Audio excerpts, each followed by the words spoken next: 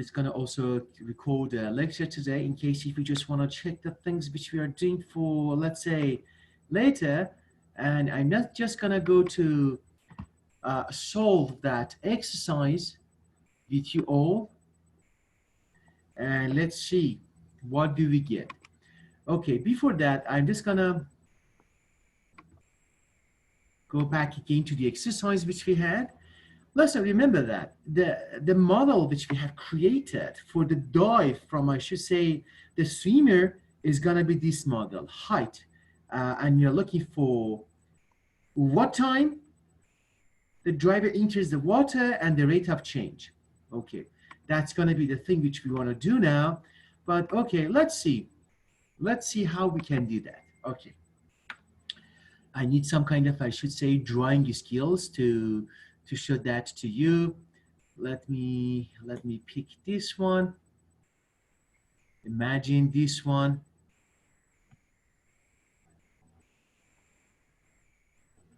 It's gonna be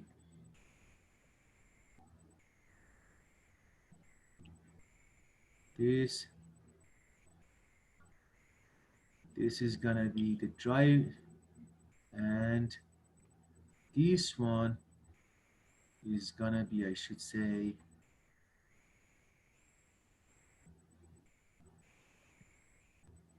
okay, this one is gonna be water. That's how I just showed that as water. Mm-hmm.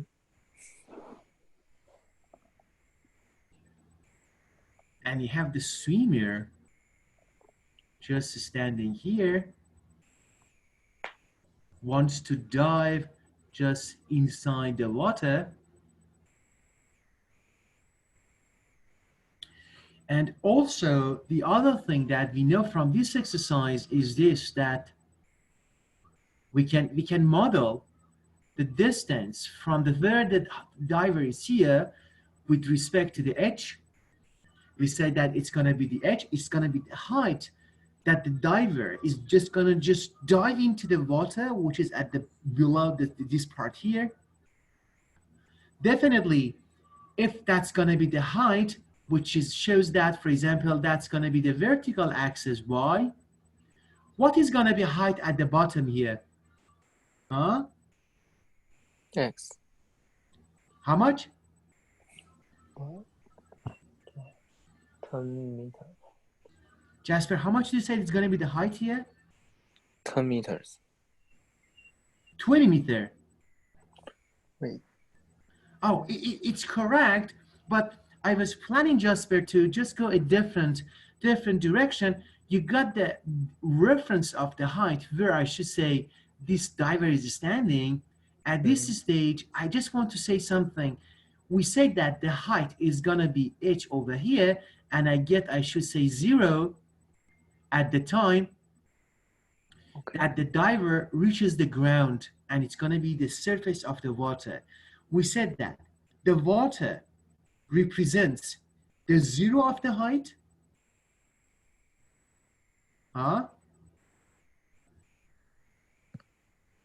and this one, h, is going to be the maximum height which the diver has. It was the first assumption which we did. We can also say that this h of t, we can model it with respect to the changes of the time. We said that the height is going to be what? Is going to be, let's say, h of t, it's equal to 10 plus 2 times t minus 4.9 t squared.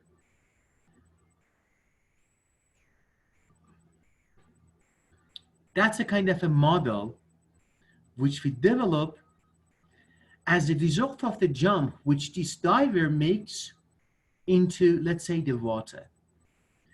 Then we say that we ask ourselves, if the diver which is standing at this point, which has a height of, let's say, for example, h, and we model the variations of the height with respect to the passage of the time based on this model, how much it takes that the diver reaches the water when he jumps from this part then. That's going to be the first task. Huh? Okay, what do you recommend, guys? What do you think? What strategy should I follow in case if I'm looking for the time for this model then?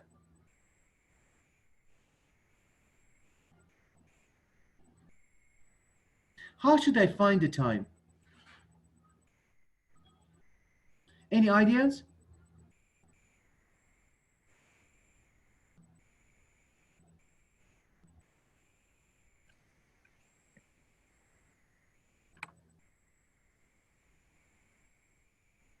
Anybody is there? Anna, Jasper, Sylvia, Yes. Anki? Huh? When the height equal to 0, you can calculate the time. I just put the time equal to 0? Maybe. No. Oh, The height. the height 0. Oh, yeah, that's correct. Because we cannot put the time equal to 0 because we're looking for the time. We said that we are looking for this time that the height becomes 0.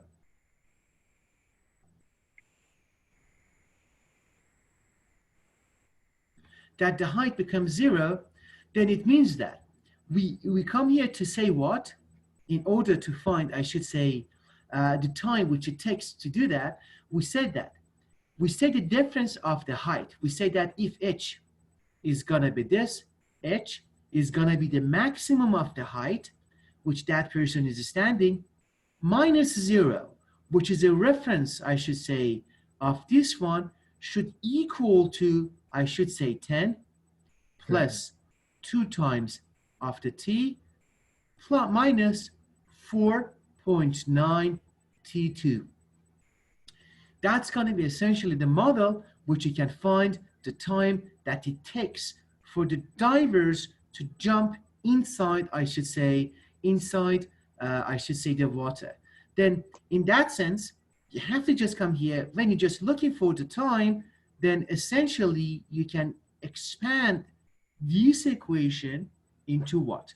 Into, I'm just gonna, a little bit, I should say, change this equation by rewriting it in a different format.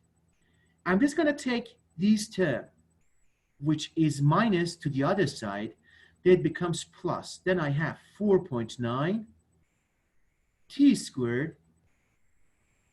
This one comes also there, becomes minus 2 times t. This comes over there, becomes plus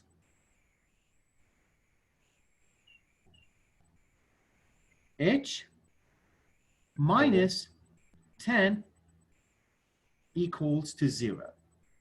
Then essentially, now the things are going to change a little, and we say, okay, now in order to find how much time it gets to fall into, let's say, the water, we have to solve this quadratic equation.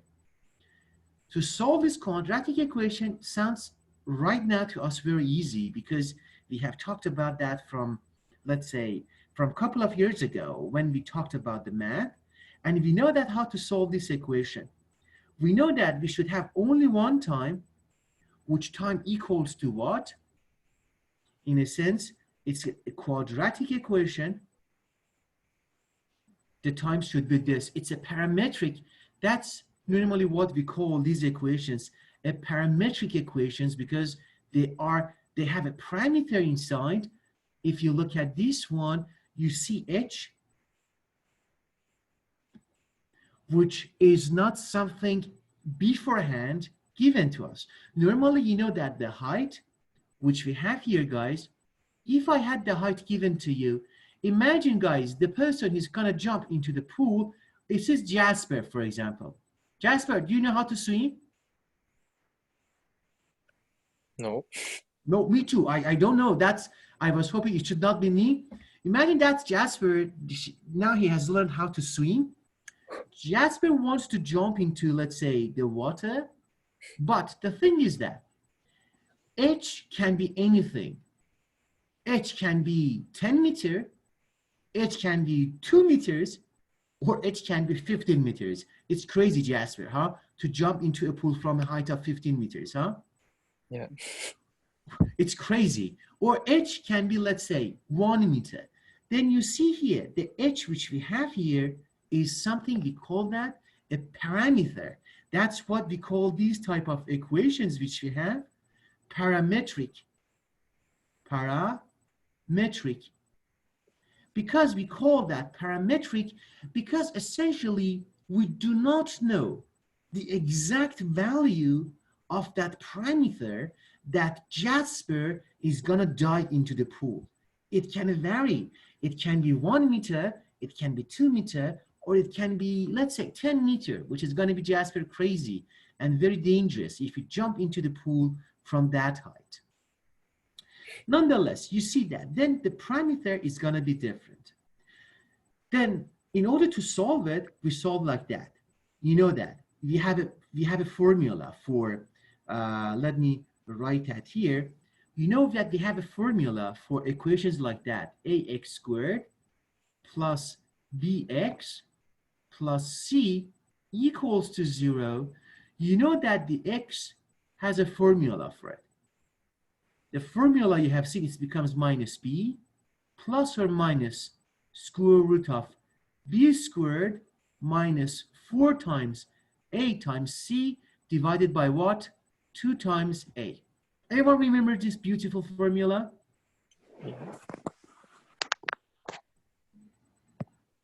Yes? Yeah. You have seen it before, huh? Mm. For quadratic equation.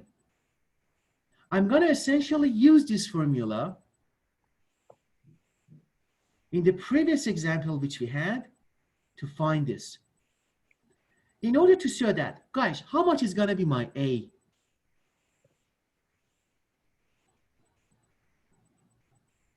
This one is A, huh? 4.9 That's right. This one is A. How much is B? minus 2. That's right. Fantastic. Guys, I'm so proud of you. And how much is my C? That's the good question. How much is C?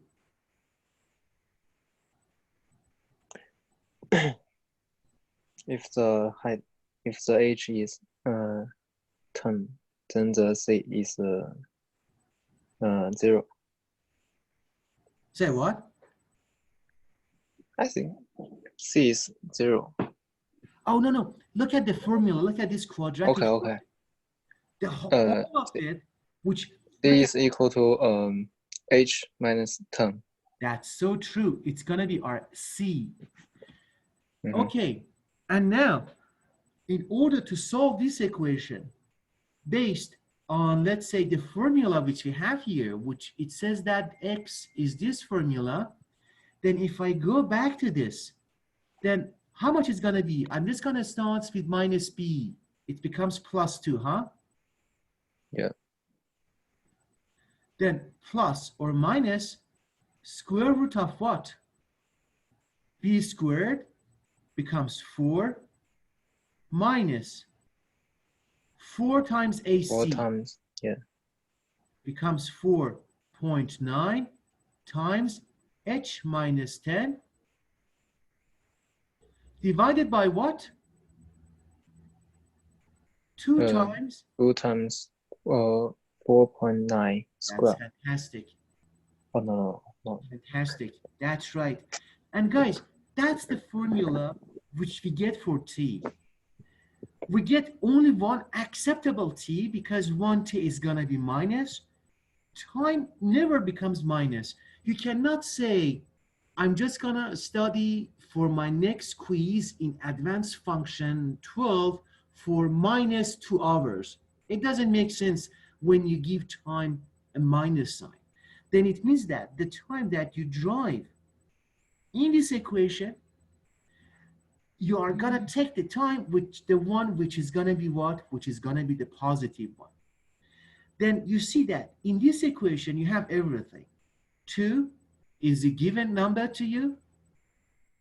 2, that's, you know, 4 is a number, 4.9 is a number, 10 is a number. But the problem is that we do not have the h. And h cannot be 0. H is this one. H is a difference of the height.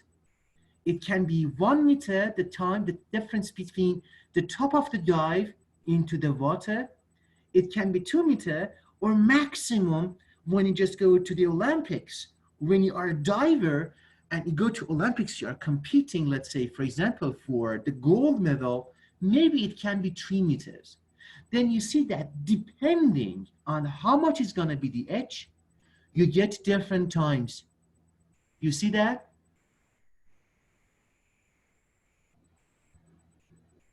Is it clear for everyone? Yeah. Yeah? Then you can think of, for example, h is going to be, for example, 2 meter. You put h equal to 2, then you get 2 minus 10 becomes minus 8, minus 8 times 4.9 times minus 4 plus 4.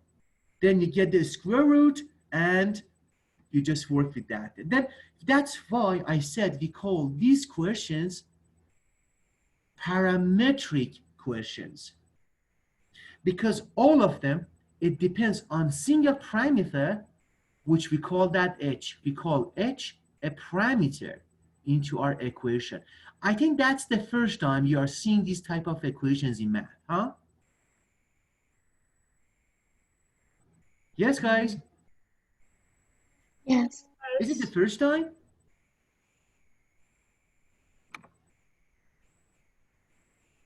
Then that's we call these kind of equation parametric equations, that your whole equation, it's all depends on the existence of one parameter, which is h. And depending how much is the h, your answer is going to be different. H can be 1, H can be 2, H can be anything. Guys, I'm going to ask you this question. How much time? You please do that for me. If you imagine for this equation, it takes maybe 1 minute to solve it. If my parameter h is going to be taken as 10, how much is going to be the time that it takes for Jasper to reach the water when he dives? Jasper, you are going to dive from the height of 10 meters, man. It's crazy. It's dangerous. Be careful. Yeah, 10 I meter know. diving is too high. Guys, how much time do you get if Jasper is jumping to the water from the height of 10?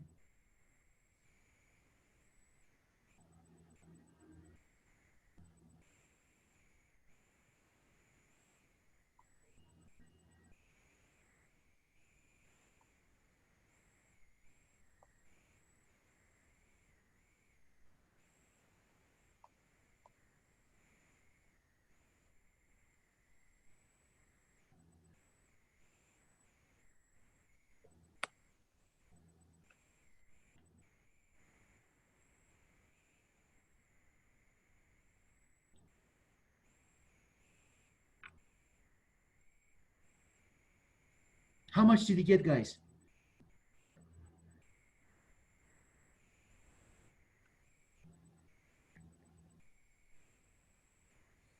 There are two solutions. How much? One solution is minus 1.2, and another one is 1.6. Seconds, huh? Yeah. Okay, let's see. Let's see, how did you get Why that? 1.64? 1.26, huh? Okay, let me...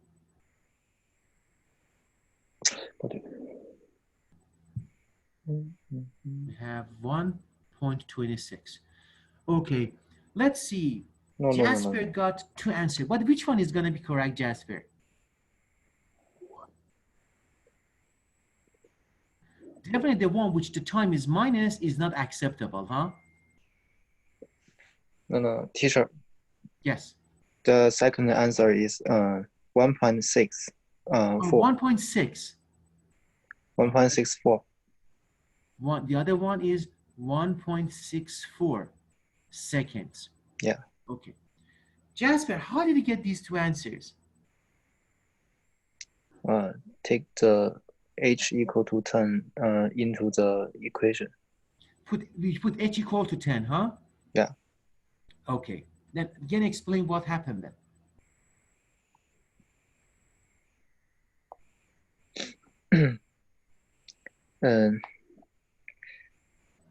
If I put h equal to 10, Jasper, what's going to happen? Look at this one. Look at this equation. Everyone, please look at this. This is a very important thing. Look at this. We have minus 4 AC. RC is h minus 10. Jasper, if you put 10 inside this equation, h minus 10, you put h equal to 10, how much do you get? 0. 0, that's right. Then we get 0 here. We get 0 for here. 0 is multiplied to 4 times 9. How much do you get? 0. Then 0 is multiplied to 4. How much it becomes? 0. 0. Yeah. Then you have 4 minus 4. 0. How much it becomes? 4. 4. Then you have the square root of 4. It's 2. 2. Okay. Maybe. That's right. Becomes 2. Then one of the answers becomes 2 plus 2 divided by what? 2 times 4.9. But the other answer is 2 minus 2 divided by 2.49. You see? Then I'm just going to write it here. Then one of the times that we are going to get, I'm going to write on the very top. Sorry, guys, I have no space. Time equal to 0. Does it make sense, Jasper, when you dive from that height, it takes 0 seconds for you to get the water? No, it definitely takes some time. Then time equal to 0, it doesn't make sense. But how about this one? If we get time equals to 2 plus 2 becomes 4, then 4 divided by 2 times 0.4.9 seconds, then I don't know if you simplify that, how much do you get? 4 divided by, let's say, 10 becomes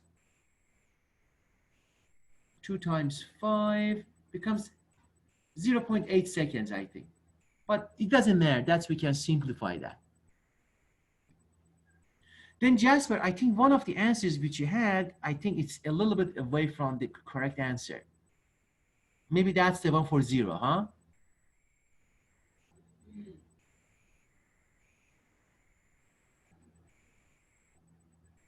But I think you did a great job. But Jasper, how was the diving? Did you enjoy it? No. It was too high, honestly. Yeah. Diving from that, it was too high. But let me calculate this one to see how much seconds does it get. I'm just going to use my calculator to get the exact value for this time for Jasper, which is going to get. It's going to be 4 divided by, let's take it to 10. It's approximate. Is the other time is going to be 0.42 seconds. It's actually, you're driving so fast. Jasper, it takes only 0.4 seconds for you to reach the water. It's so fast because of the gravity. Oh my God, that was a beautiful question. Wasn't that? Okay, now it seems that you're always, oh guys, any questions so far? No. Laura, Sylvia, Anki, Jasper, any questions? No question. Everything is fine? Yes. Awesome. I'm so glad to hear. Okay. Now, we are just going to go to solve the second part, then we just go for the break. Is it good? Are you tired now?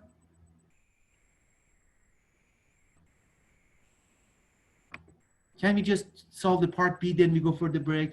Is it good? Yes. Great. Okay, I'm just going to solve part B very quickly. Part A was very fun. We had a diving scenario, and we were able to parametrically solve it and see some very crazy stuff happen there.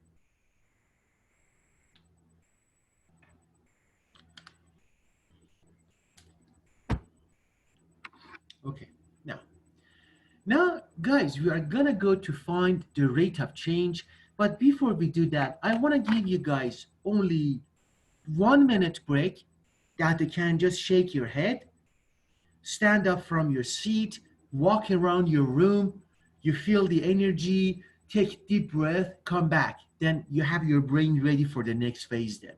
I'm just gonna give you 1 minute break. I'm gonna give the same thing to myself. I'm just gonna walk around the room, come back in 1 minute. You do the same thing, that you feel the energy, come back. I'm gonna go to walk around the room, come back. You do the same thing.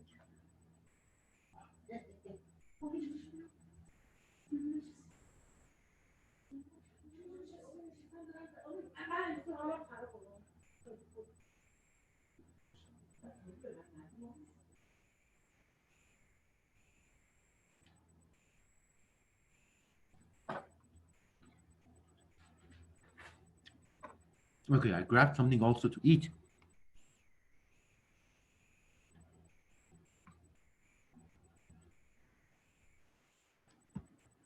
Okay, everyone is back now?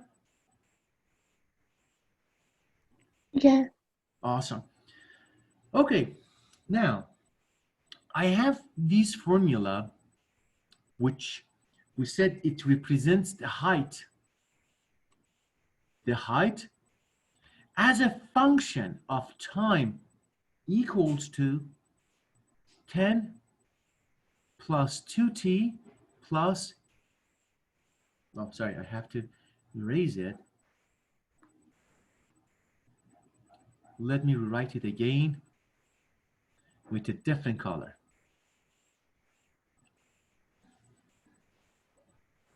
We call that h, which represents the height. In diving is modeled as 10 plus 2 times t minus 4.9 t squared, correct? That's the model that we have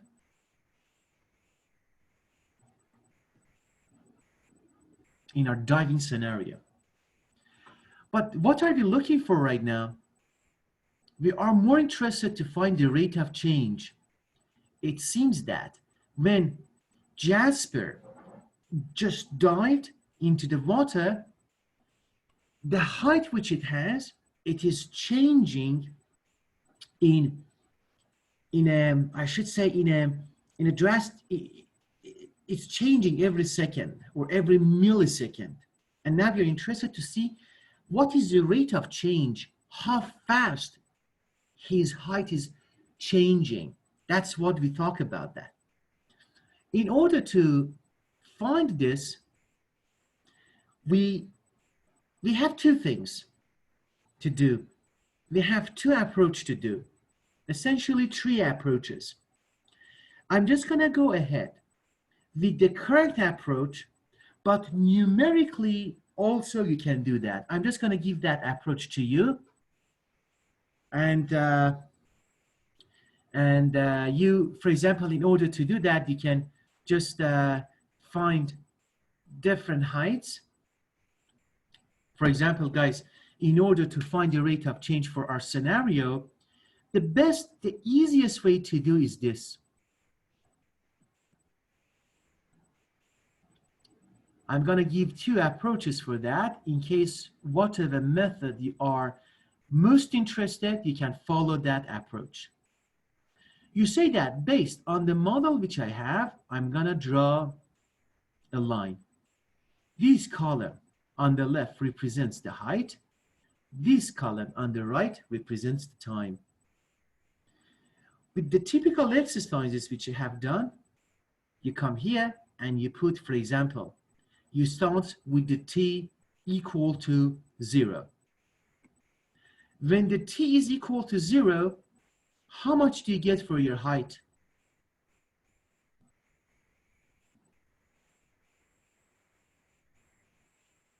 It's going to be 10, huh? Then when t is equal to 1,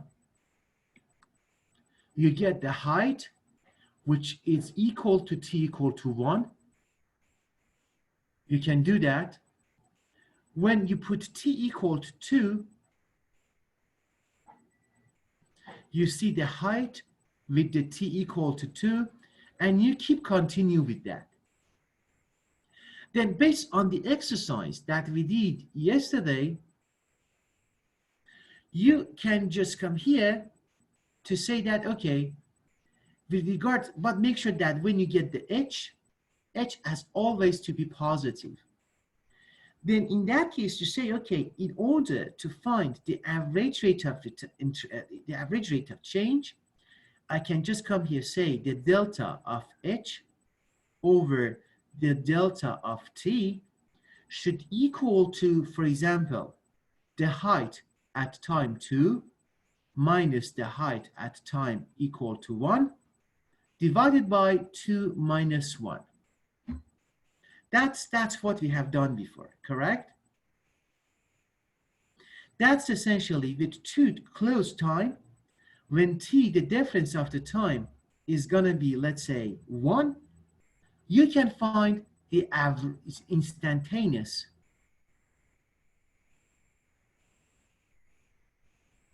rate of change.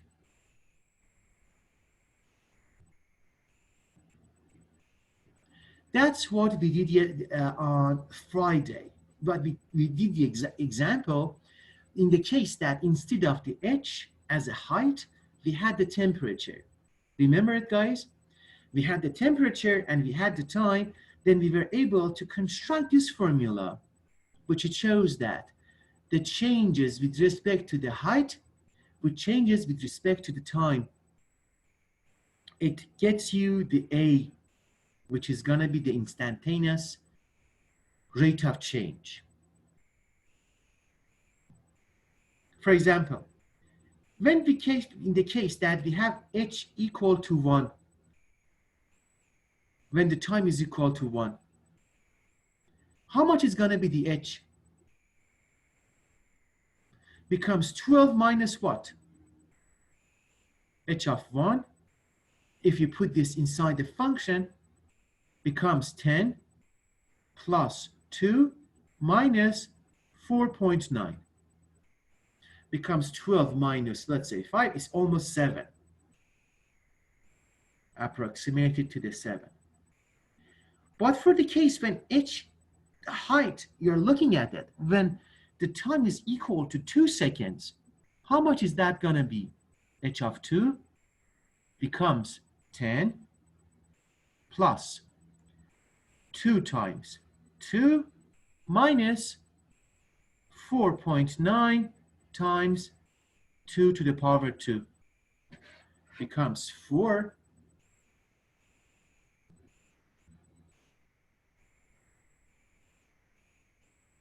You will see the drawback of this method. How much are you going to get if the time is going to be 2?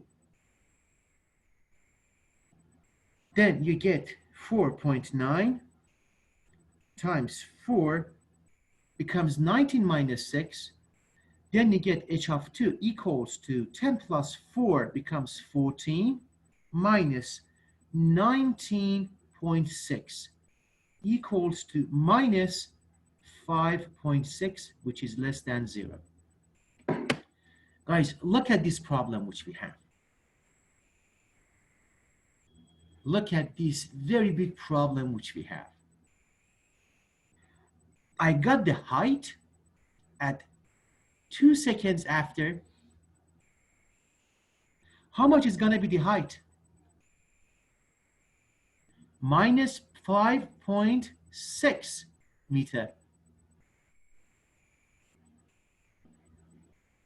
Does it make sense, guys? the height to be minus?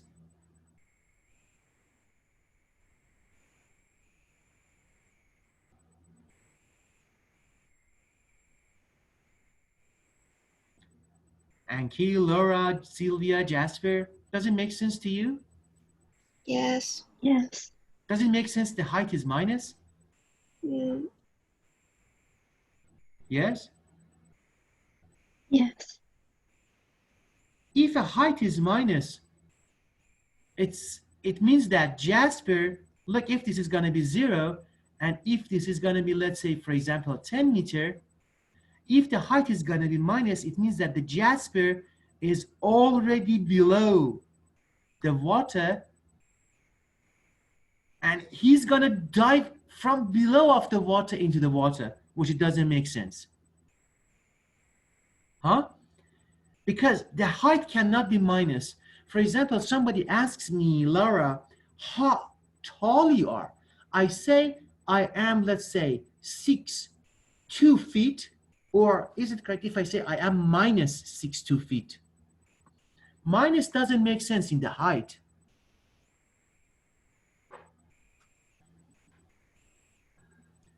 They say that, for example, how big you are. You say I am minus 2 feet. How? It doesn't make sense. Then as a result, you see that the drawback of this method is that sometimes you get the height of the model something minus. And when you interpret that minus into your model, it causes a problem. It causes a problem because if the h was given to you in this formula without any context, it makes sense. The height is minus, you put minus 5.6 into this part, minus height of 1, which is 7 divided by 1. It makes sense when you do not have the scenario. But in a case that you're talking about, the case that the Jasper is gonna dive into the water, the height doesn't make sense to be minus. Then I hope that you understand this thing, and the whole purpose of solving this exercise was that when you have the mathematical formula, everything is possible. You can have the height, you can have the h minus, but when you have this in a context that h represents the height that you are diving into the water in a pool, then in that case, you have that restriction that h of t has to always be positive. And that's a very important restriction that you have to make when you are dealing with these type of problems then. Height has to always be positive because you cannot have the height of your dive to be minus. It has always to be positive. And that's the distinction that we make.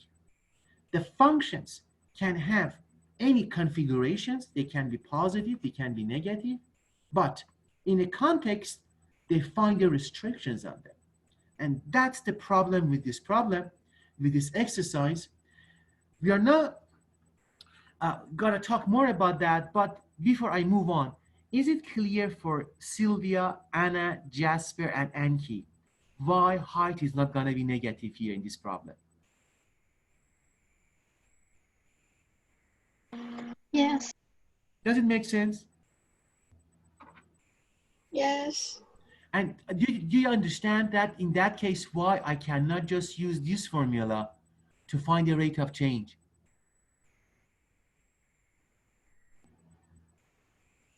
Because 2 is not an acceptable time for me to get the height, because h of 2 height becomes minus less than 0. Okay, I think so far it's good. We were able to parametrically solve the height, and at the same time, we saw the throwback of the average rate of change. We saw that sometimes we cannot use this formula. We have to find a domain for our time. The domain of our time, it's going to be in a way that the h is going to be positive. The range of the function has to be positive. then we had to put the time in a way that it belongs to the domain of function. Before we continue further, I think we have been working for 1 hour. And I hope that, guys, you are not confused, or you are not finding, I should say, you are in a tricky situation. We are going to take 15 minutes break. When we come back, we solve this equation, but so far we made a good progress. We noticed that always we have to find the domain of the function in order to move on with the average rate of change then. That was a lesson that we learned, to find the domain of the function before we move on to find the average rate of the change then. Let me write this one here before we go to the next session. We take the break. When calculating the rate of change, first find the domain of the function and connect the physical interpretation of the model. In our case, the height cannot be negative then. Guys, the time now is 9:50. Am I right? What time is it, guys? What time you see? 9:47. 9:47. Let's count it as 9:47 plus 15. Guys, please come back by 10:05. Is it good?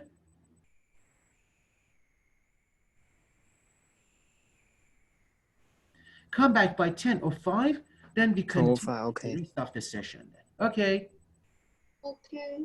Awesome. Enjoy your break, guys. Make sure that you do something fun to have your brain at rest. We come back in 15 minutes to do something good. See you guys later.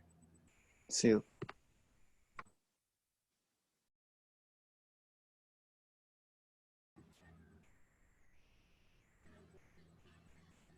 Okay, I put the recording back again to record the lecture.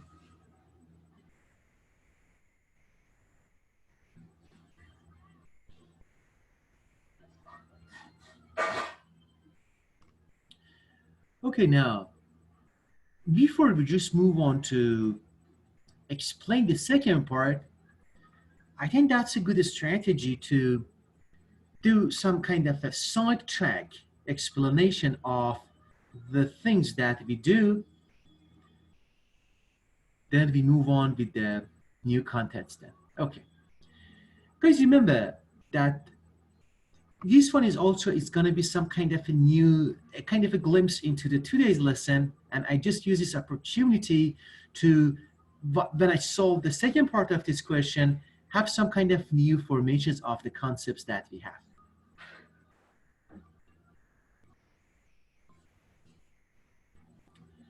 Okay.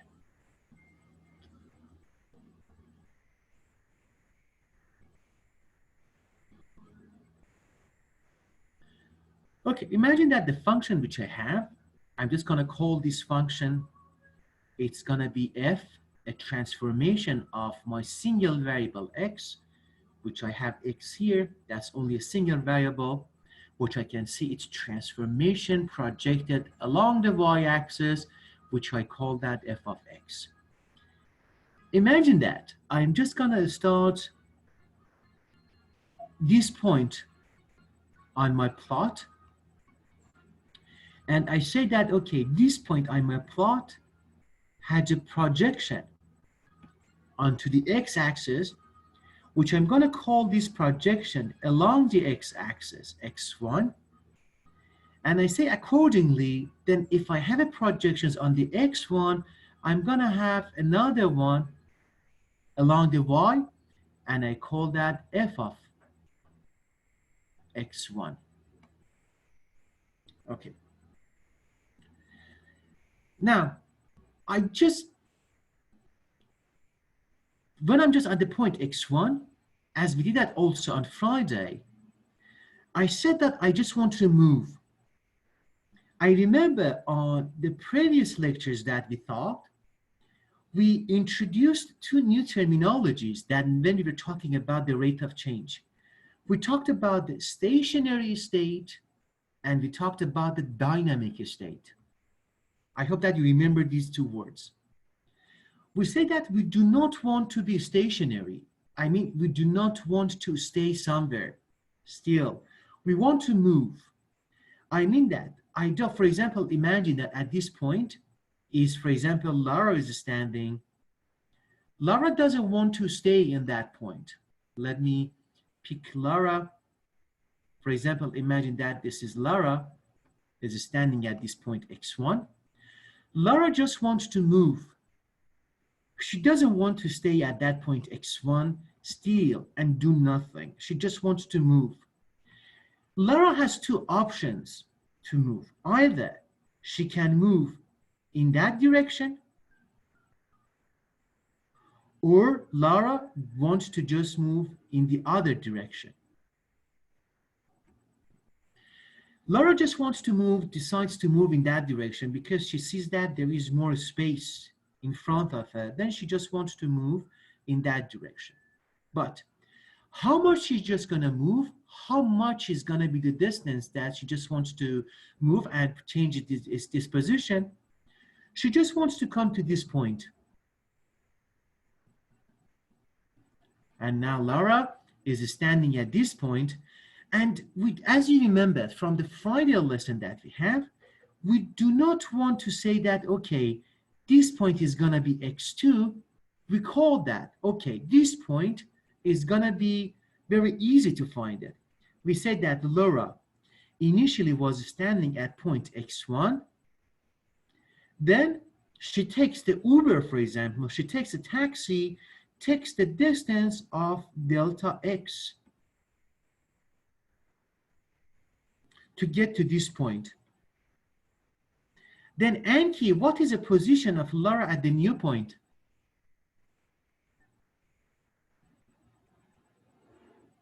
If Lara is standing at x1, she takes delta x, she comes here at this point. What is the coordinate of that point, Anki?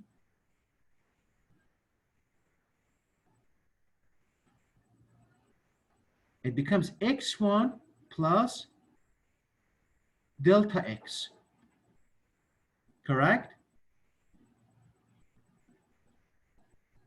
And I can say, okay, as I'm there, I'm just gonna listen. I'm just gonna point it towards the plot, see where I'm just gonna end with. It's this point at the plot, which this point is gonna be f of x plus delta x.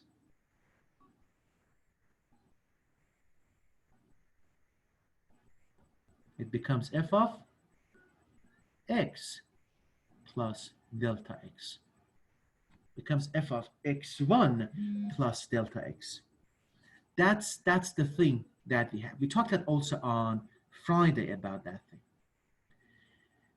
We said that, okay, at this point,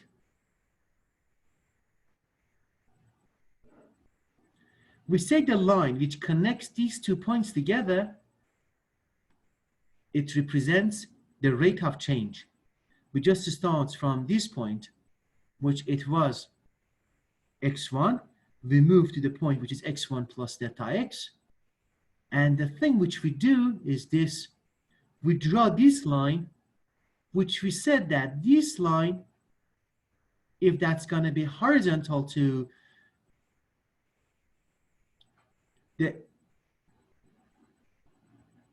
horizontal line, we said that this point, this line, we can just come with an equation for it. We said that y equals to ax plus b.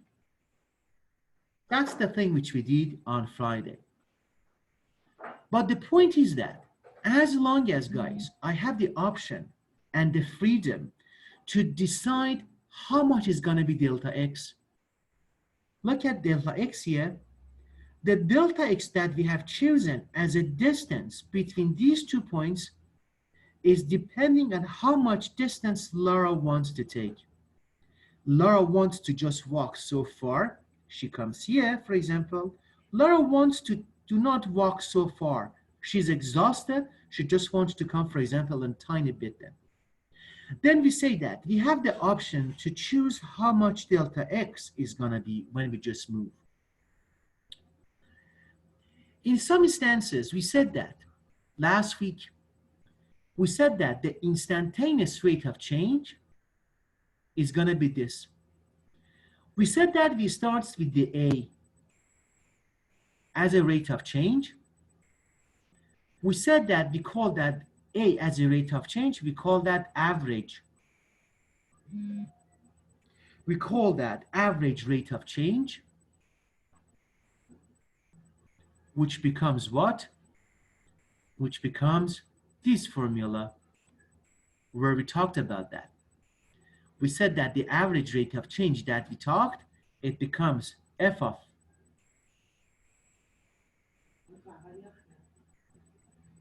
x plus delta x, the change along the y minus f of x1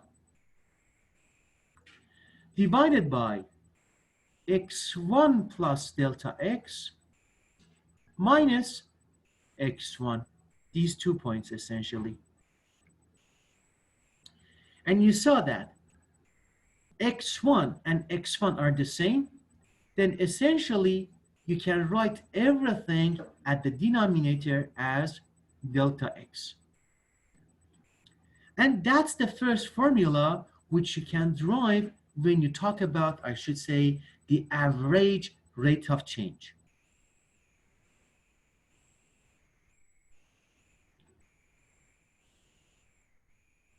That's the average one. But also, we just come here last week, we said that, imagine that.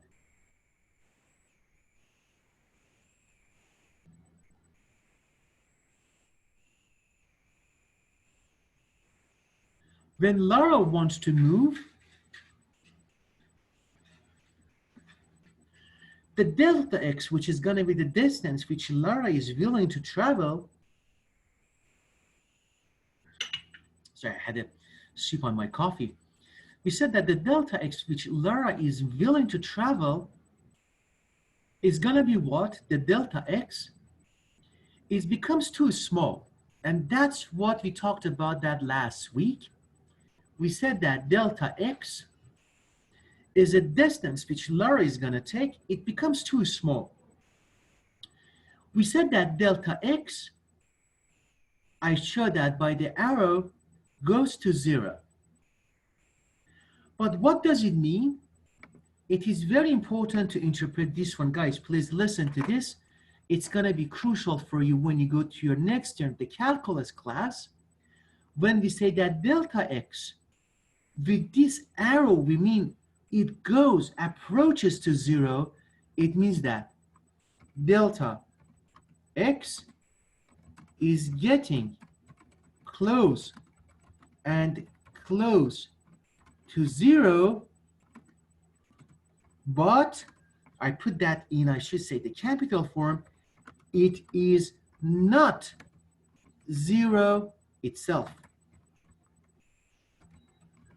Guys, that is a very profound sentence when we talk about that. When we talk in math, we said that delta x is going to 0. It means that delta x is getting close and close to 0, but it's not 0 itself. And that's a big difference.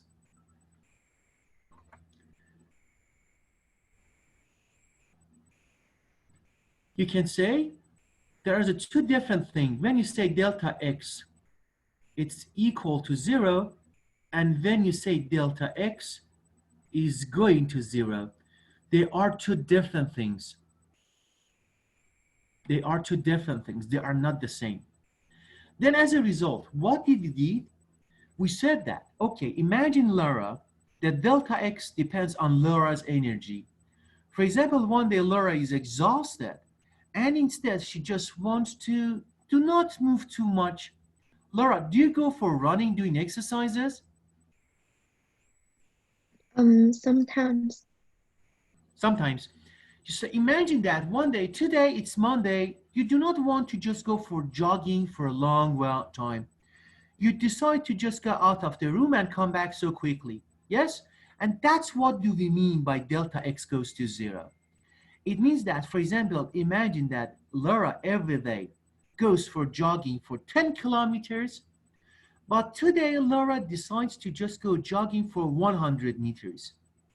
The comparison of delta x with respect to the thing which Laura does every day, when delta x goes to 0, that's this interpretation. It means that delta x, which is the distance that Laura takes to just go for jogging, sometimes it is 10 kilometers, sometimes it is 20 kilometers when Laura has too much energy. But when Laura is exhausted and he goes for 100 meters, it means that delta x for Laura is going to 0. I hope everyone got a good feeling of what do I mean by delta x, huh? When it goes to 0. Yes, guys? It means that Laura is going for the jogging, but not for a long distance, but for a very short distance. And that's what we do here. We say that, okay, imagine Laura, delta x. Let me choose a different color. Then we say that, okay, for example, delta x is becoming this, very close to x1 itself. Then as a result, the point which Laura is gonna take and it gets on, let's say, the function itself, it becomes so close to its own original point.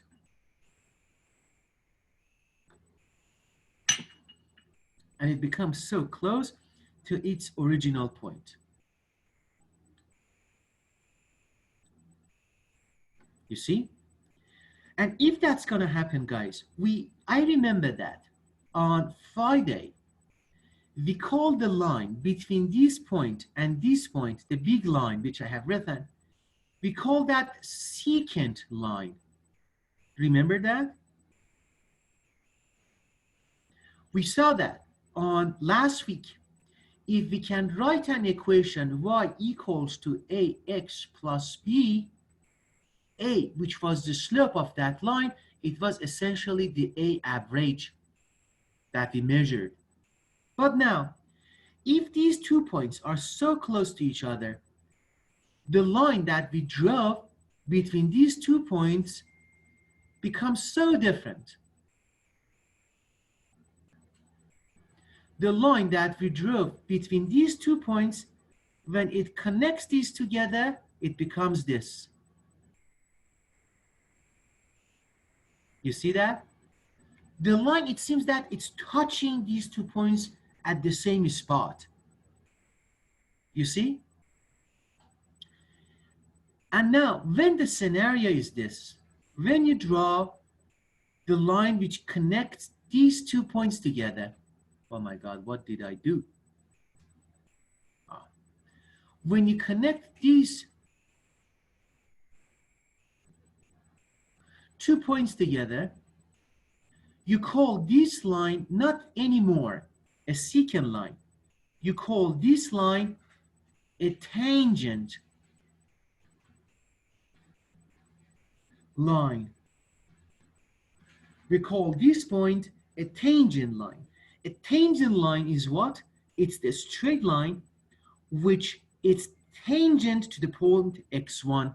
It means that it's touching it so close, but it's not cutting it. Huh?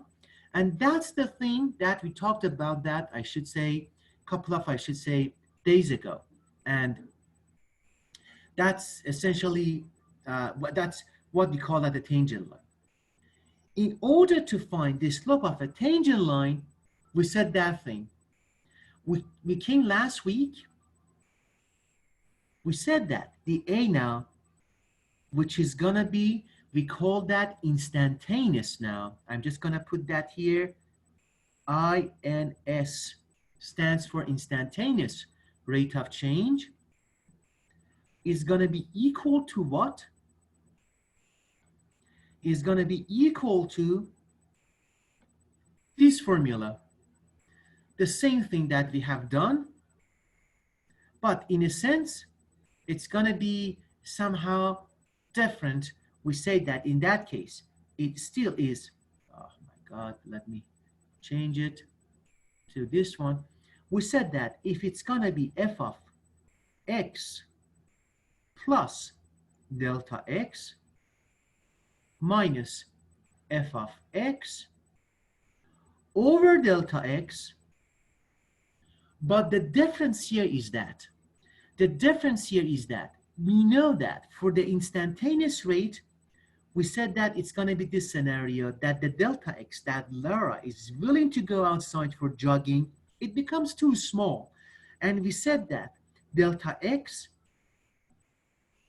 is going to go to 0, close to 0. And we learned that it doesn't mean delta x is 0. It means that it's getting close to 0. Sometimes you will see that in your upper years, you see that you put something over there. You call this limit. I don't want to confuse you here with this sign notation. That's the more realistic way. We call that the limit of this when x goes to 0 becomes the instantaneous rate of change. We are going to talk, not going to talk too much about the concepts of the limit, because that's the thing that you will see that in your calculus class. However, I need to borrow this concept today in order to explain to you what is going to be the instantaneous rate of change in a realistic way. We are not going to use the concepts of the limit, except the fact that we know that in the concepts of the limit, let me just put the heart here, which it means that delta x, let me fill this part with the heart. It means that delta x is getting close to 0. Then as a result, we have the definition of the instantaneous change. And remember, the other thing, which essentially was the thing for the lesson for today, we call, when we have the instantaneous rate, the line, the secant line changes to a tangent line. And this tangent line has a significant consequences and interpretation when you just go for physics 12 and your calculus classes. In the upper courses which you take, the concepts of the tangent line plays a huge role. Guys, any questions? No. How about the others? How about Anki, Sylvia, and Jasper? No. No question.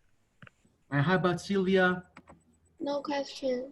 Great. Now, if everything is clear now, we are going back again. Essentially, if we do one more exercise about the tangent line, we are done with the lesson for today. Now, we were so smart, including for the part of the B question which we had, we gave the new lesson.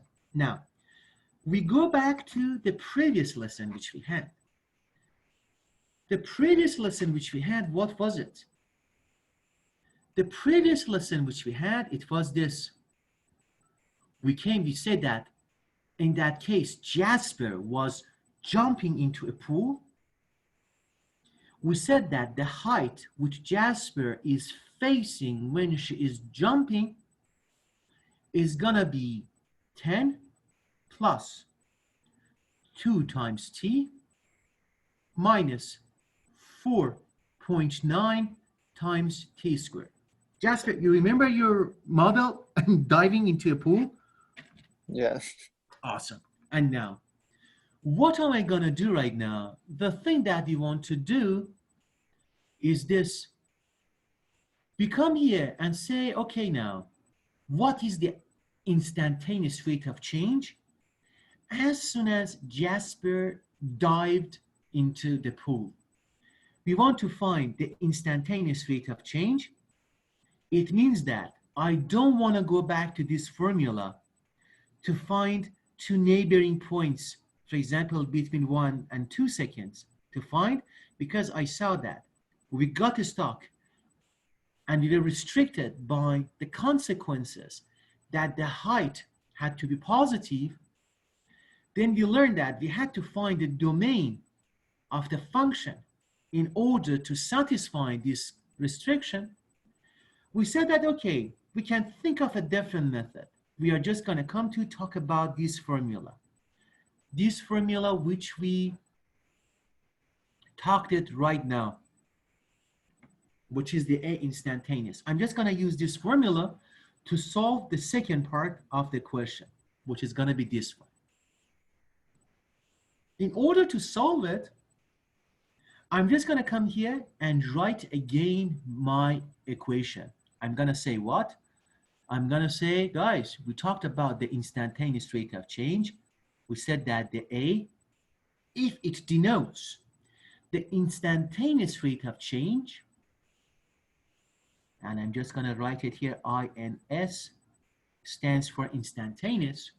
Instantaneous means sudden, a sudden change. It doesn't take some time you see the changes, but it's going to be what happens at the time. What is that going to be? We say that. Guys, before, I remember one very cool example of when we talk about, I should say, the instantaneous rate of change. How is the weather right now, where you live right now? How is the weather? Is it sunny, rainy?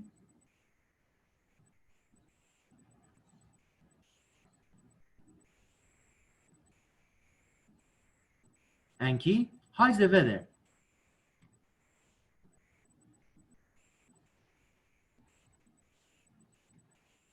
Do we have Anki today or?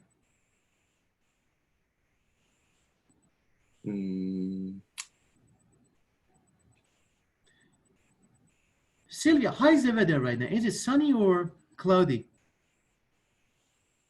Cloudy. Laura, how about you? How is the weather? Is it sunny or cloudy?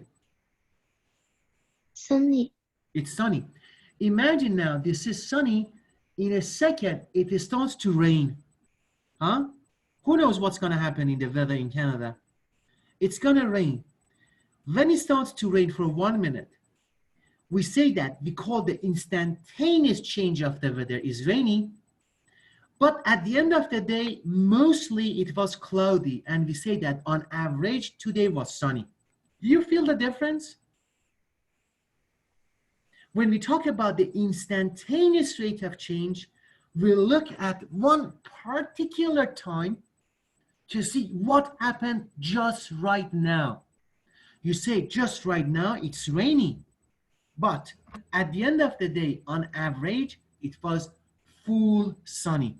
And I hope that its example, it showed that the concepts, what do we mean by the average and instantaneous.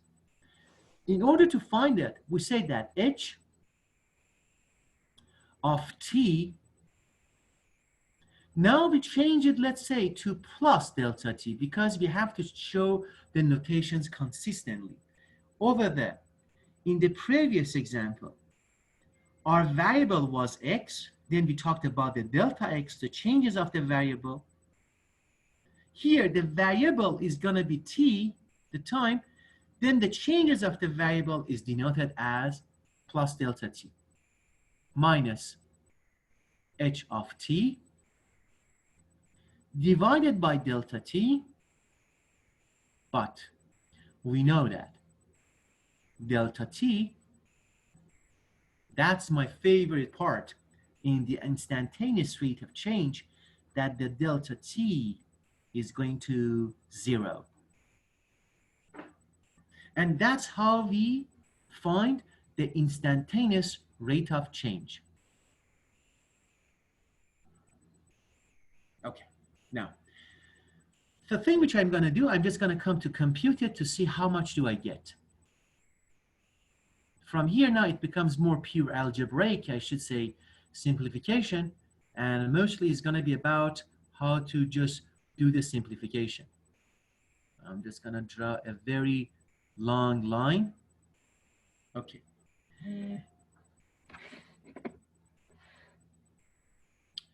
Okay, in this case, what is going to be h of, look at this one, h of t plus delta t.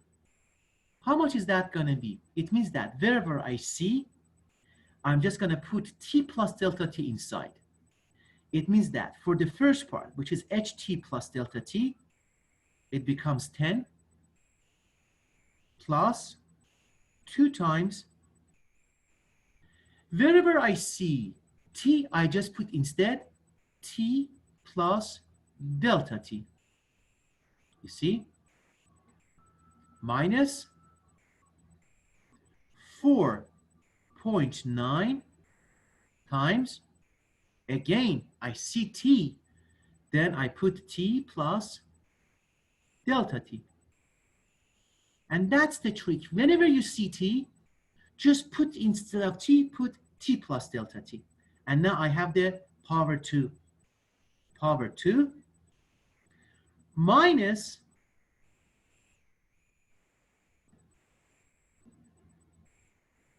and now look at this minus, I have something different to put.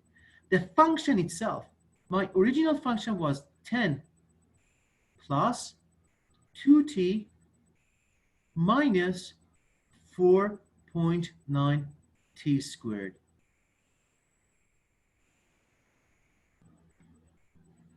Divided by what? I have at the denominator, I have delta t over there. Okay, so far so good, everyone, huh? Any questions, guys, so far? No. No? Okay, very nice. Then I'm just gonna continue. I just come here, side equals to,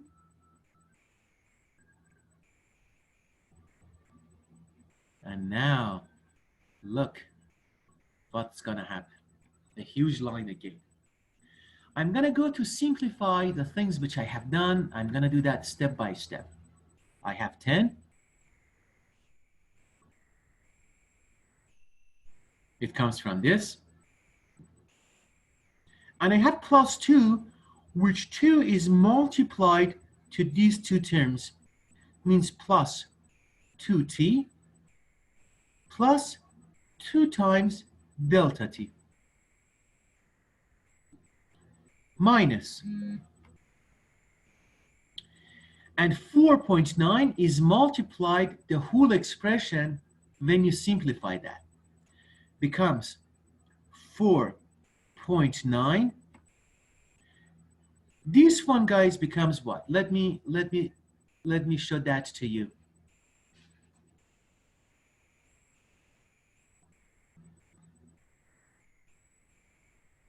Look at this. This expression, it's a power 2.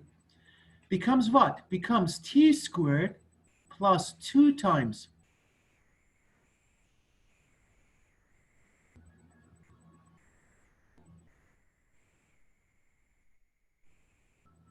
t delta t plus delta t squared. You see that? Because it has a power 2. You see the power 2 here? And that's why when you expand it, you get to this upper level then. Then I'm just going to multiply 4 times 0.9 into this expression. Becomes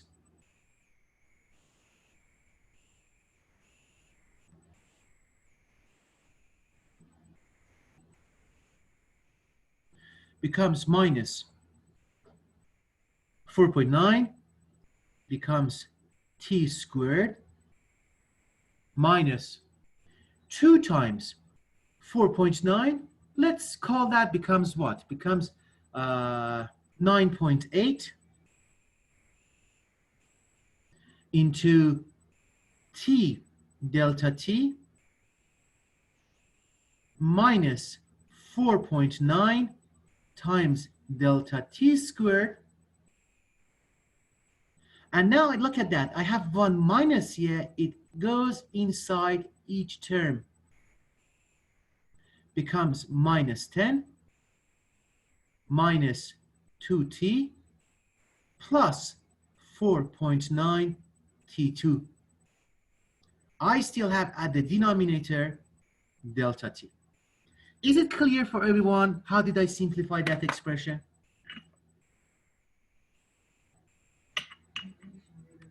Yes. Yes. Yes? Okay. And now, if this is clear, you see that when we just want to simplify that, I can go here to the next line.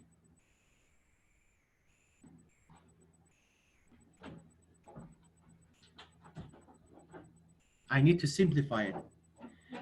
Guys, look at that. In order to simplify that, I have two expressions. I have 10 and I have minus 10 here. Uh-oh. I have minus 10 here. Look at this. And I have plus 10 here. Can I simplify them? That says goes to 0. And also look at that. Something more fun, it's going to happen. And look, I have plus 2t here, but I have minus 2t over there. And they just, you know, they eat each other. They eat each other and they just go away. And I do not have them anymore. Correct? Then what do I get at the end? I get 2 times delta t. It seems that I cannot simplify that with anything else, minus 4 times 4.9 t squared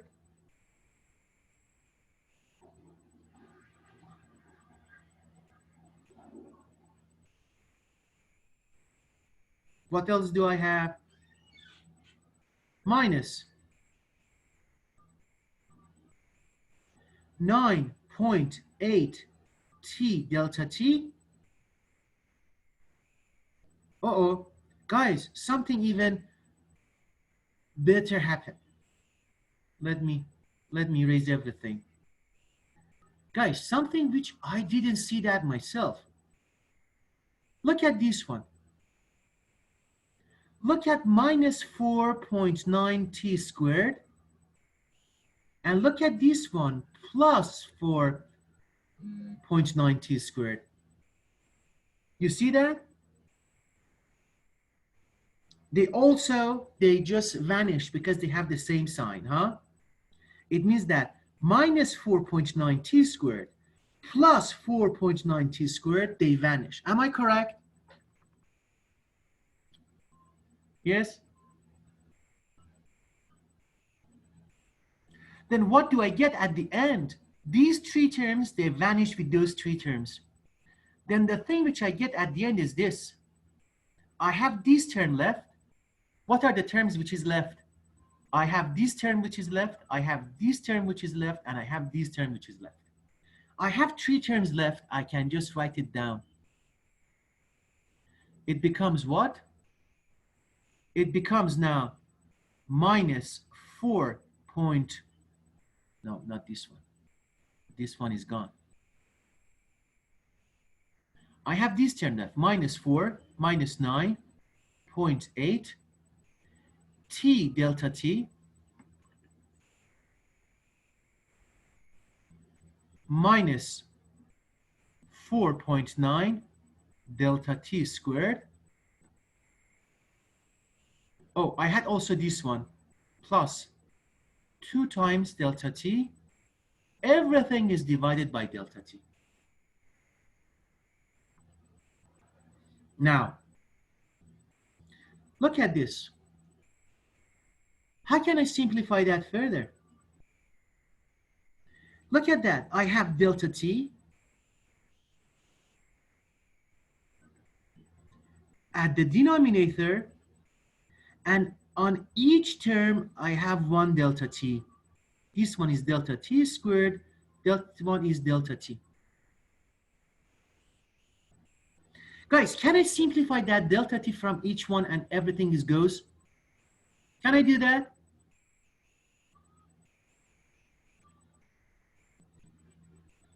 If I do that, look at that. This delta t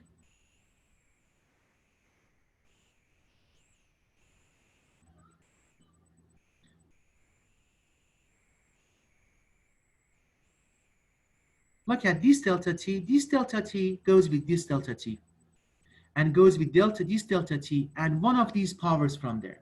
You can factor delta t from the numerator and it goes from the denominator. Does it make sense to everyone? Yes. Then what do I get at the end? I get minus 4.8t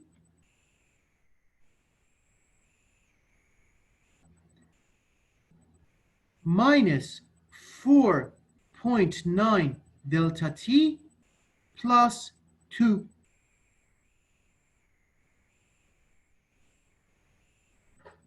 Do you see that, guys? Anybody has a question now?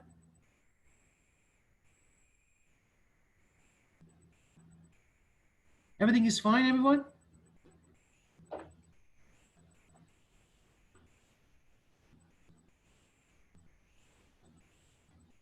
And Key, Laura, Sylvia, and also Jasper. Any questions? Is it clear so far?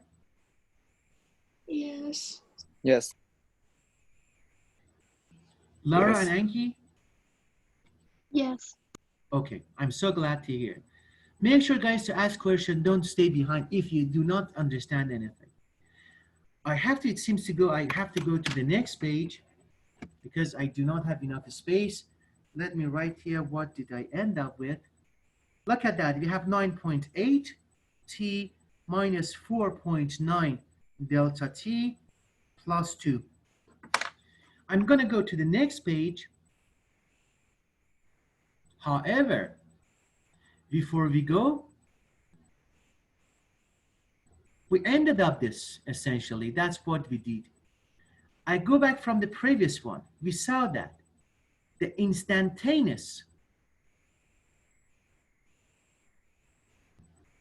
rate of change for that example that we were trying to solve, we ended up with this. It was minus 9.8 t minus 4.9 delta t plus 2. That's essentially what we got, I should say, from the previous page. And now, look at this one, guys. We have still 1 delta t here, which we couldn't simplify that before. Because if I go back to the previous page, you see that in this previous page, we got rid of delta t, except we got rid of delta t with power 1. But look at this one here. Go back to this. Look at this case. We said that where I have written that this, I should say, star, we said that the delta t should equal to 0. Big mistake. Delta t should goes to 0. You see that? This is, let me put a heart next to this, because we love it very much. We had the assumption that delta t should goes to 0, which is so close to 0. Sometimes we can say, okay, it can be the 0 itself. Then if I go back to the next example, then we can say that the instantaneous rate of change is valid as based on the C before, that the delta t goes to 0, gets so close to 0. If it gets close to 0, sometimes we can approximate it. I said before, when we said that delta t goes to 0, we do not mean that delta is 0, but sometimes we can approximate it to be 0. If that's going to be the case, then I can say, okay, then in that case, the instantaneous rate of change, which I'm trying to drive for my example that Jasper was jumping into the pool, is going to be what? Is going to be, I have minus 9.8 t, which is this term. It remains where it is. But for this one, minus 4.9 times delta t, if I put delta t equal to 0, how much do I get for this term, guys? Delta t goes to 0. How much do I get for it?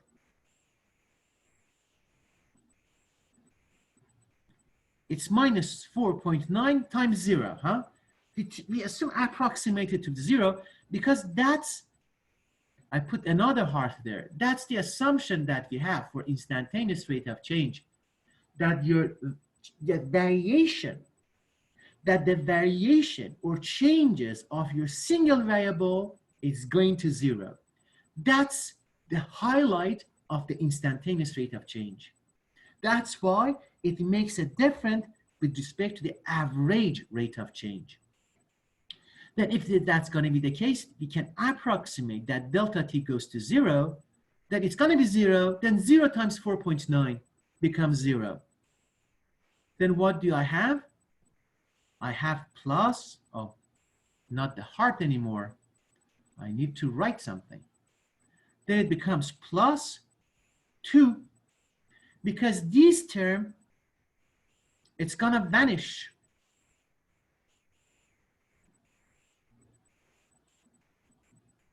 This whole term, I put the cross.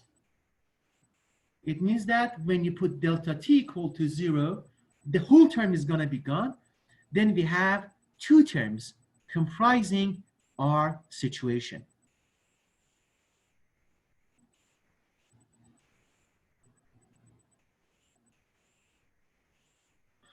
Then as a result, we can finish this example and say that the instantaneous rate of change for our example, it becomes minus 9.8 times t plus 2.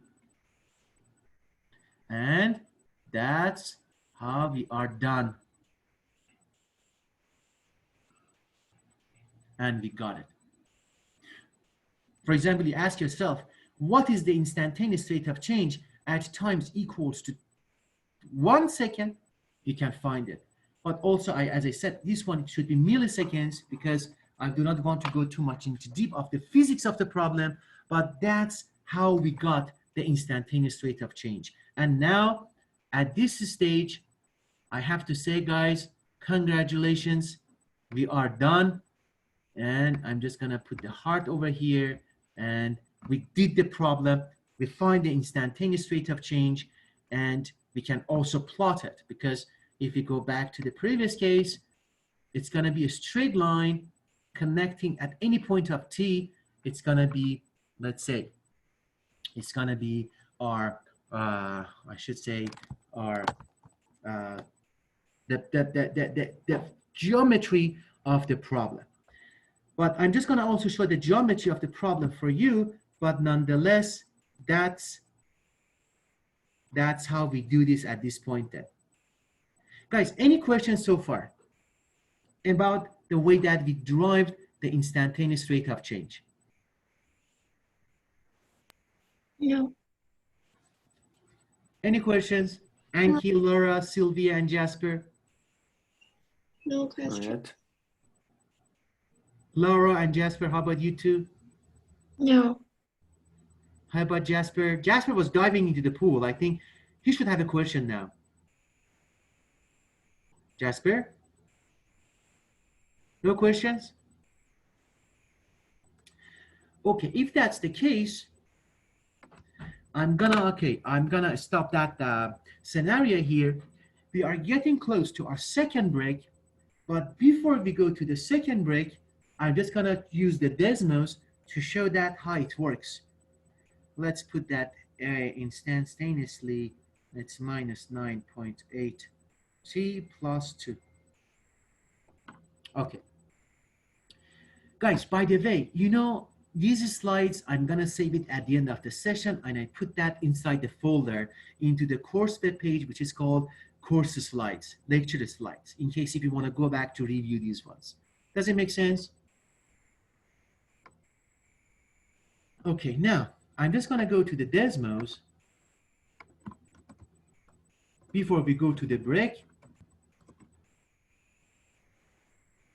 I'm gonna plot this thing there.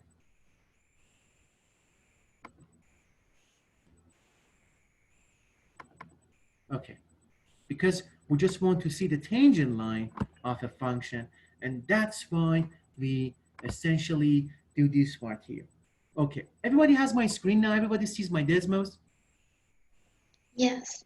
Yes. Guys, I just want to ask from, I should say, Anki, Laura, Sylvia, and Jasper, did you work with Desmos on function 11? No. Laura, what do you say? We don't have this in function 11. Sorry, say that a little louder. I think something is wrong with my ear. I have to go to see a doctor. I don't know why. Please speak louder. I think I'm getting old, guys, and I cannot hear you so fine. Sorry, say that again. We don't have this one in function 11. Oh, you do not. You didn't use Desmos software in function 11. Yes. Yes means you didn't use that. You did not use that. Yes, we don't use that. Oh, did you use any other softwares instead? No. No. Oh, really? Okay. Now, guys, look at that. This is a Desmos. You can type on Google Desmos, and we're going to use that a lot in this term. We do use it for plotting. For plotting, what I'm going to do, I'm going to say, okay, for example, I have a function, which is going to be h of t. I'm going to type it there, and it shows, I should say, the function. It says, for example, 10 plus 2t minus 4.9 t squared. And that's the plot which we had it. It is essentially, this is the mathematical plot. It was this one, h of t. This is the plot of a function of, I should say, of this polynomial. You see minus 4.9, which is the slope of the coefficients of the t squared. Because this is minus, you see that the plot is pointing downwards. And at the same time, I'm just going to write also our instantaneous rate of change. I pull that a of t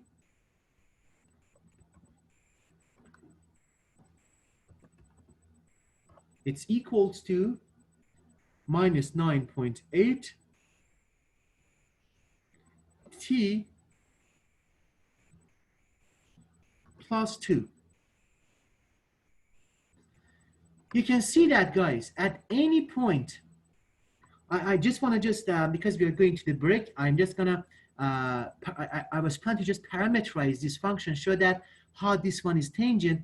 And you will see that later than now, that this function, it's going to be tangent to any point of your plot. We will do that in next lecture. I'm just going to parameterize this function. Then you show that at any point, this function, the blue one, is going to be tangent to the line of your plot. It's going to just move along it, and it's going to be parameterized. It's going to be tangent to the function. Now, this is 10:57. You have to just go to take the break. When we come back, or maybe tomorrow, I show that how to parameterize your plot, and you will see that it's tangent to any points of this red plot there. And that's going to be our next task, which we do that. It was also the Desmos. You can use that this term for the plotting, the fast way to plot the functions there. Okay. Any questions, guys? No. No? I hope that you, before we just go for the break, we did a great job in terms of driving, I should say, the instantaneous rate of change and the way to concept how to construct the instantaneous rate of change. And we had the help from Laura that she was walking along the x-axis. Now, guys, it's 10:58. Please take a quick break, 15 minutes break. It's going to be our second break. Please come back by 11:15. Then we do some exercises from the book, and we finish the session today then. Any questions, guys? No. Nothing? If you have no questions, guys, enjoy your break. Have so much fun. Come back in 15 minutes. We come back here by 11:15 to continue. Okay?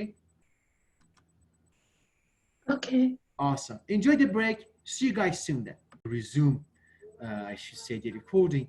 Essentially, what we covered today, let me close my drawer.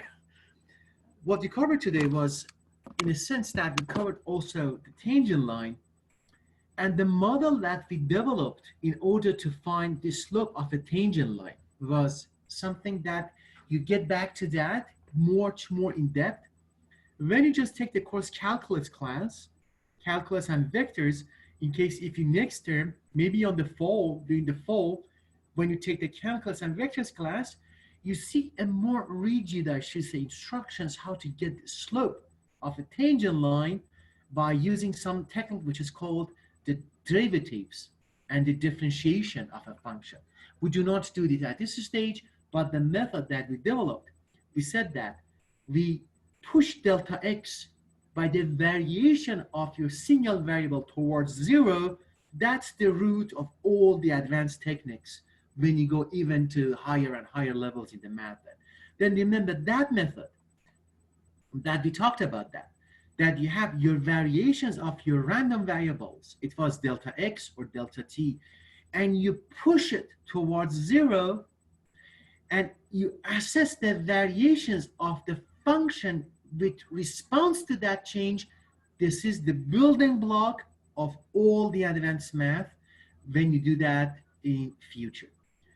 Now, I'm just going to base on the things that we learned. We do not have much time left today, almost less than 25 minutes left for today. I hope nobody is exhausted. Anybody got exhausted today? Hopefully not. Okay, I'm just going to share my screen with the textbook which we have. We just want to do something review. This is okay,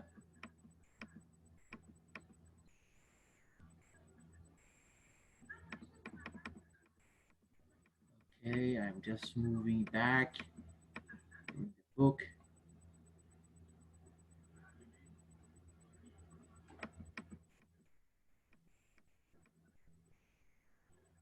Okay, now guys, this is the thing which I have here.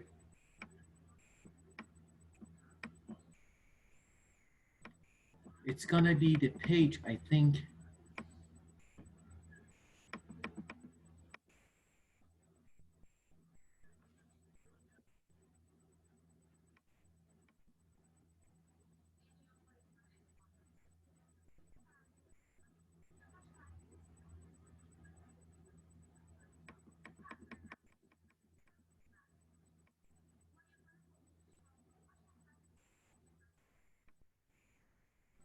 Let me see, where was that?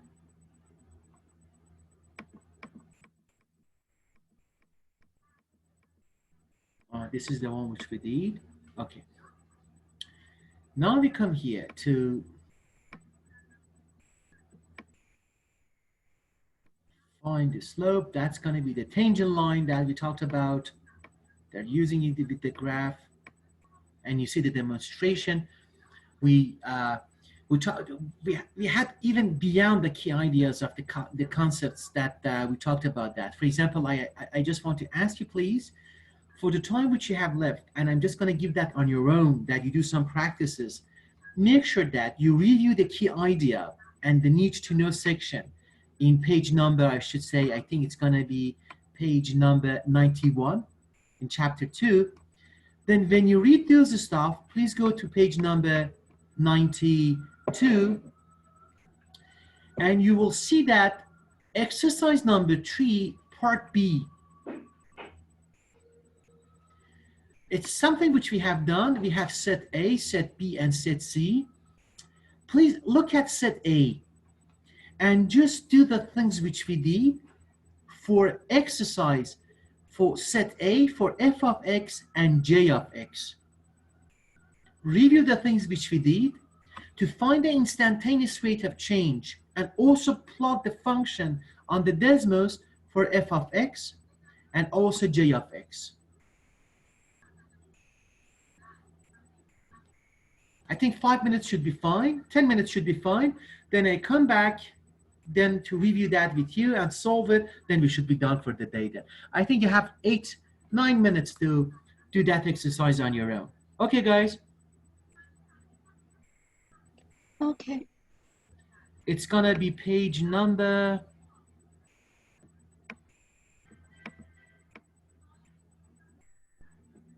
or you can see that on my desktop. It's gonna be these exercises. Let me pull the graph. One of them is gonna be this. Oh, not all of them.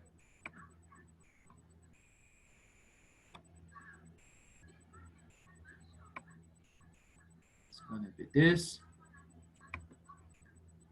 And this is gonna be this.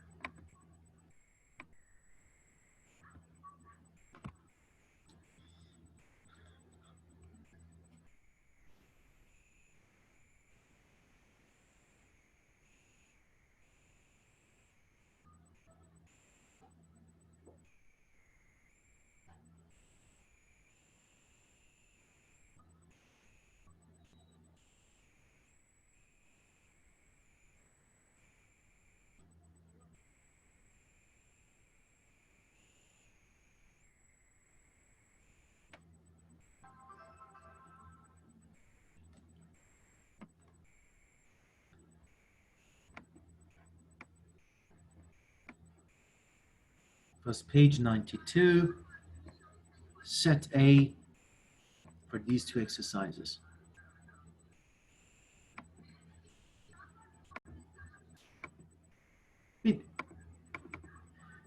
Guys, is it fine? The timing, I mean, did you finish the exercise?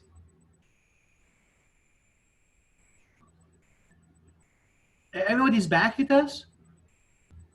Yes. Awesome. Guys, I'm just gonna do that very quickly. You can just check if your answer is gonna be the thing which I'm gonna do that. We have almost 15 minutes before we finish the class, and it's good to just review how to measure the instantaneous rate of change if the function which we have is gonna be minus x squared plus 6x minus 4. Okay. Now, you saw that when we talked on today, you saw that the instantaneous rate of change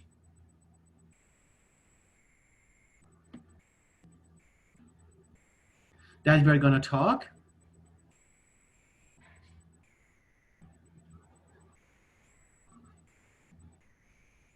I just want to introduce one notation.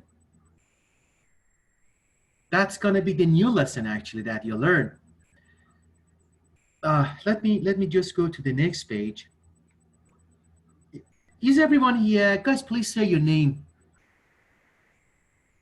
Sylvia. Yeah. Awesome. Guys, I'm just going to introduce two notations before I solve this and we finish the day today. We do not, unfortunately, have the time to do the lab in terms of the AI lab. We just, we have so many big things to do. We just want to use artificial intelligence to detect the Alzheimer, lots of cool things.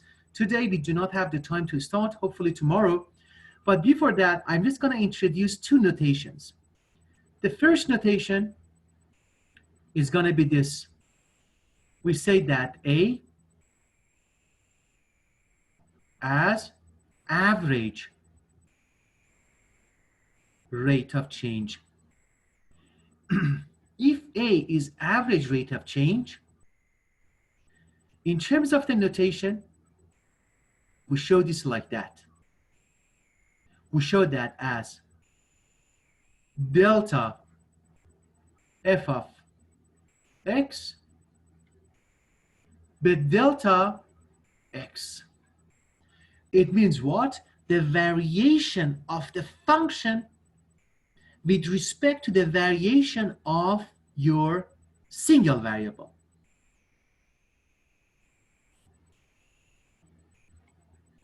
We also talked about the A, when A is now instantaneous.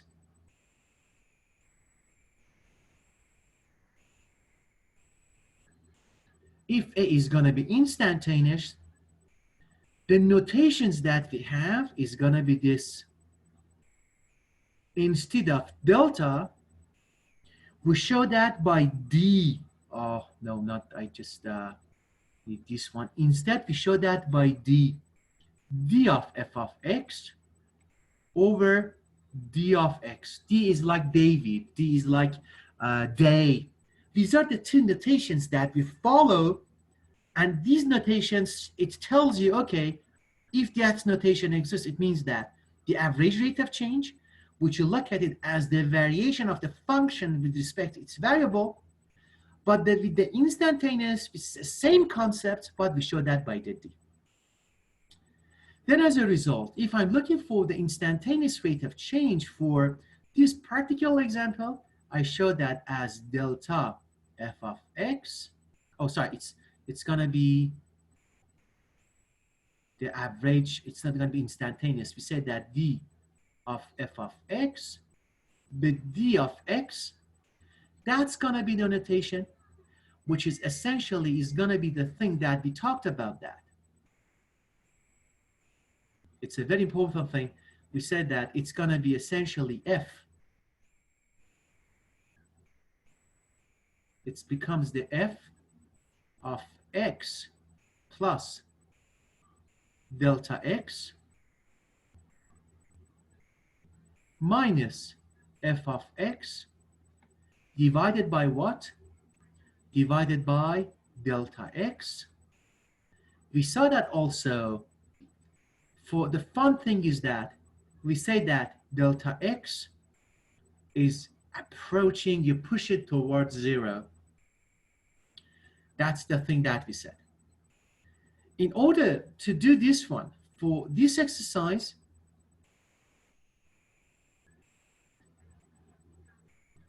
we just come here, say it's equal to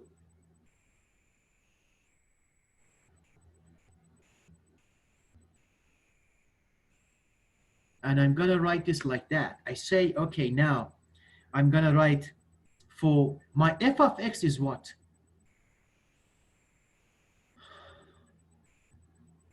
My f of x is this function. Then as a result, when I just want to write the f of x, I have to just put for the f of x plus x delta x. Wherever I see x, I replace it with x plus delta x, which it means that it turns out to be minus.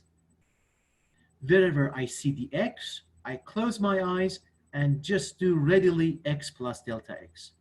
It becomes x plus delta x, it's to the power 2, plus 6 times x plus delta x minus 4. And now I have minus, which becomes minus, and the function itself now it changes to itself again, becomes f of x. That's the same function which we have, becomes minus x squared plus 6x minus 4. You see that?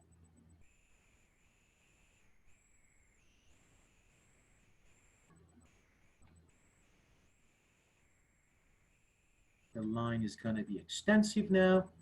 And now, what is left to do? At the denominator of this formula, I have only delta x. Okay. And now, I wish if I had some more space to do this. Let's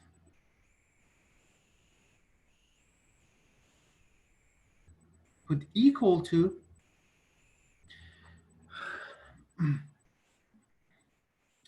guys, you know how to expand this one, x plus delta x, yes? When it comes to the power 2. Then let me do that quickly. I think we should have, we have 6 minutes. We can do that very quickly.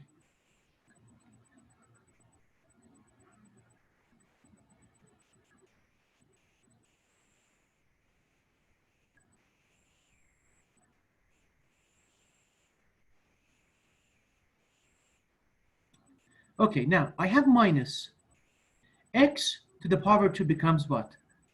X squared. I have 2 times x delta x. I have minus sign that becomes minus 2 times x times delta x plus minus delta x to the power 2.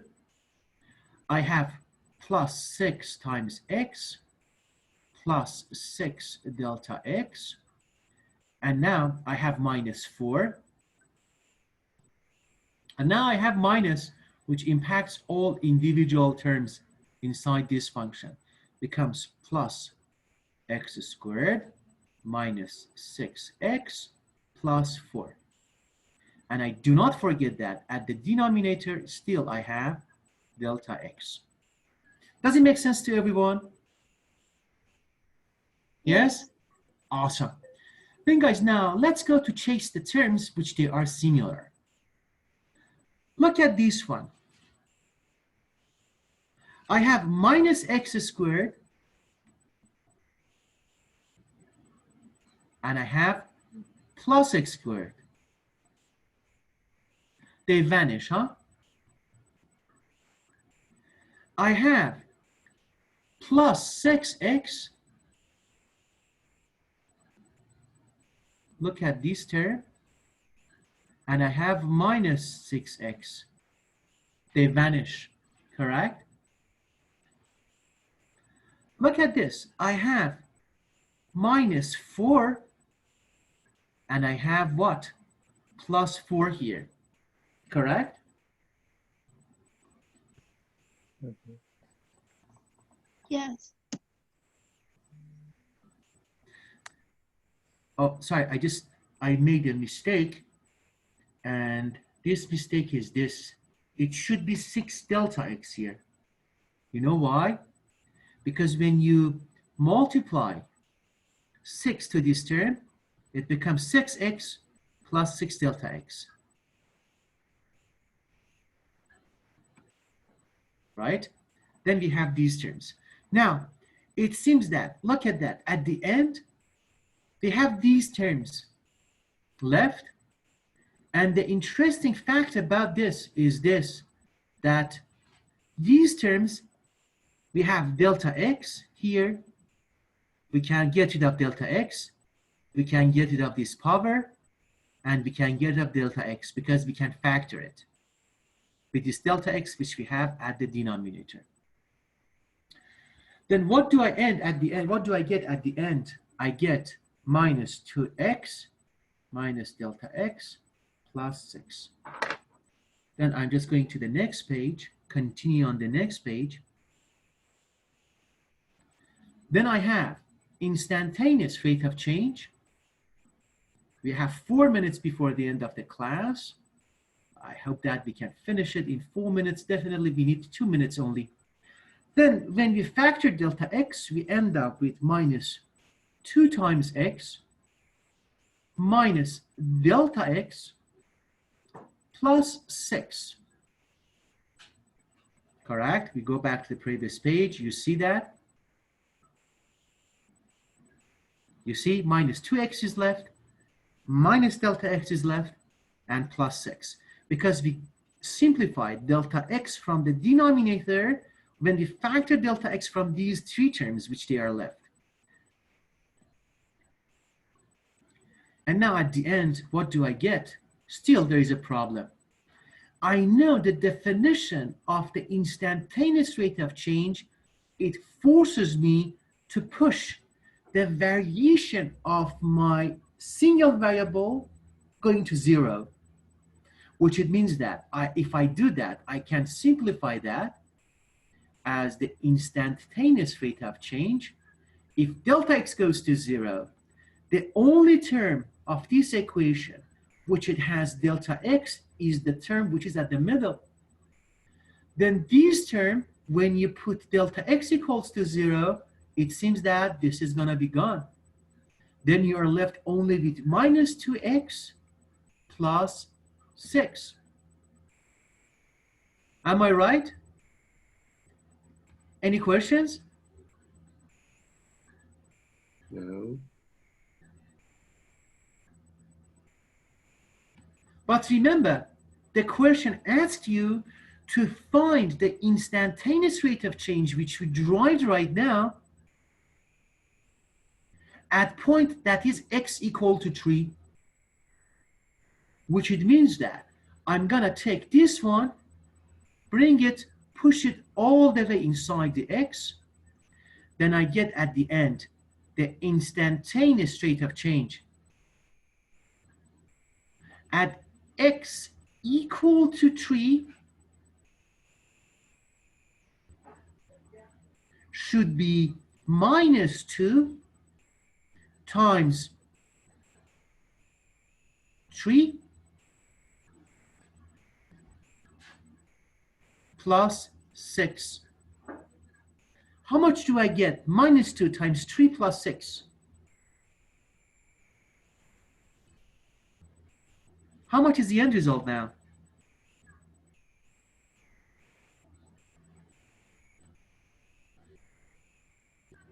Minus 2 times 3 becomes minus 6 plus 6 becomes 0. Correct? Which it means that the function which is given to us, the instantaneous rate of change at that point is going to be 0. The function may changes, the average rate of change may be different, but at that particular time, at that particular point, the instantaneous rate of change is simply 0. Okay, does it make sense, guys?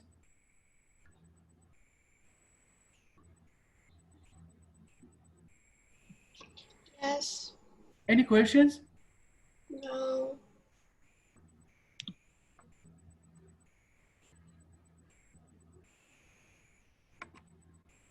Any questions, guys? No. No. If no question, please remember for the homework, please finish the exercises. It's very few exercises for point 2.3. I think it's going to be page number 96. I'm just going to post it also. Tomorrow when we meet, we talk more about this stuff. And if you have a question, please don't forget to send to me your questions on the Schoology website. Okay? And guys, remember, the lecture has been recorded and the slides has been saved. You are going to find it in less than 2 hours on the Schoology website, the slides, and also the video lectures there. Okay? Awesome. If you have no questions, I see you all tomorrow by 15 minutes to 9, a quarter to 9, and I wish you all enjoy the day. And if you have any questions, please don't forget to send me on Schoology. Tomorrow also, we try to troubleshoot the installations that you had with the R. Then we do tomorrow some kind of, I should say, cool stuff, not all the math. We do some variety of stuff. Laura, by the way, did you install it with the, when you choose the English as a language? Yes. Did it change anything? No. No? Oh, okay. Let's we solve it tomorrow then. Then we solve it tomorrow, and then just by the way, Laura, if you please, when you get that message, the message which you will see, does it say something in English? No. Again, with those kind of fonts which we cannot read it? Yes, I can't know what they mean. Okay, we solve it tomorrow, definitely then. Then no worries about that, Laura. Then guys, we have nothing more to say. The class is finished. If you have any questions, please send that to me on Schoology, and I will see you all tomorrow by 15 minutes to 9 then. If you have no questions, have a great day and see you all tomorrow. Take care, guys. Take care. Bye, Laura. Bye, Sylvia. Bye. Bye, Jasper. Bye, Anki. Have a nice Bye, day. sir. Bye, sir. Take care, everyone. Bye-bye. See you all tomorrow.